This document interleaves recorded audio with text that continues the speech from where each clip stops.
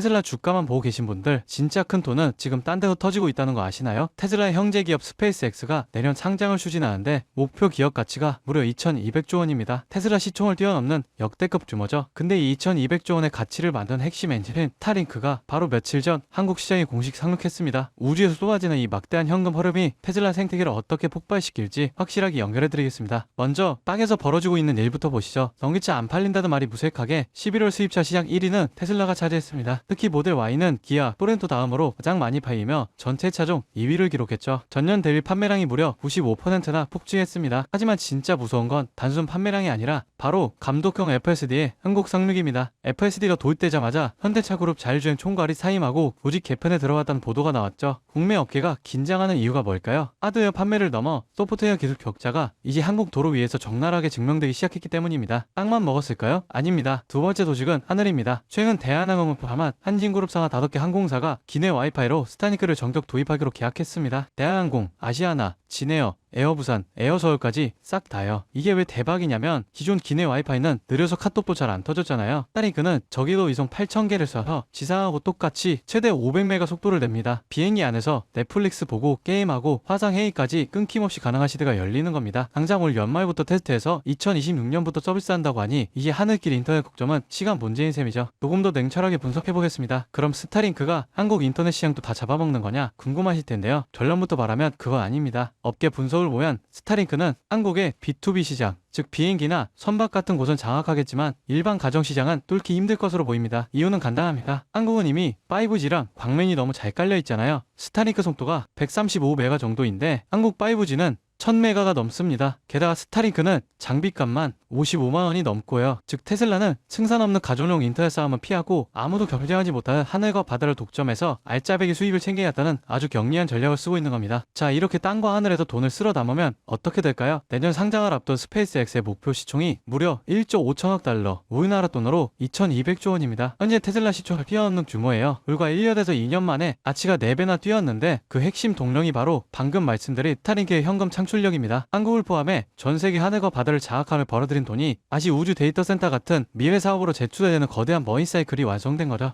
테슬라는 한국 도로 위에서 FSD로 데이터를 긁어모으고 스페이스X는 한국 상공에서 스타링크로 알짜 통신망을 장악하고 있습니다. 이건 단순한 전기차 회사가 아닙니다. 모빌리티와 통신을 아우르는 거대한 제국이 우리 일상 속에 이미 깊숙이 들어왔다는 증거죠. 우리가 지금 당장의 주가 등락에 일이 일비할 때가 아니라는 겁니다.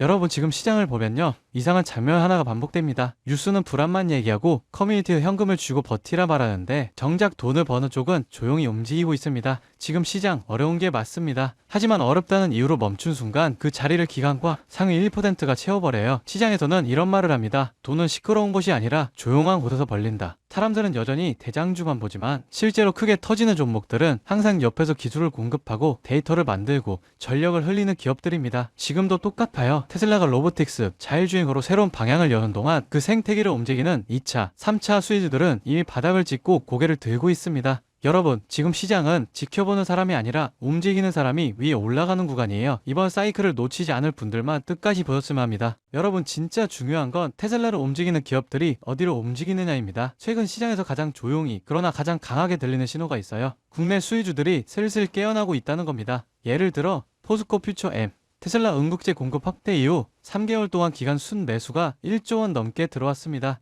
에코프로 BM은 전기차 침체 예의가 나오는 와중에도 테슬라, BYD, CATL의 생산량 증가 전망에 맞춰 실적 컨센서스가 다시 올라오고 있어요.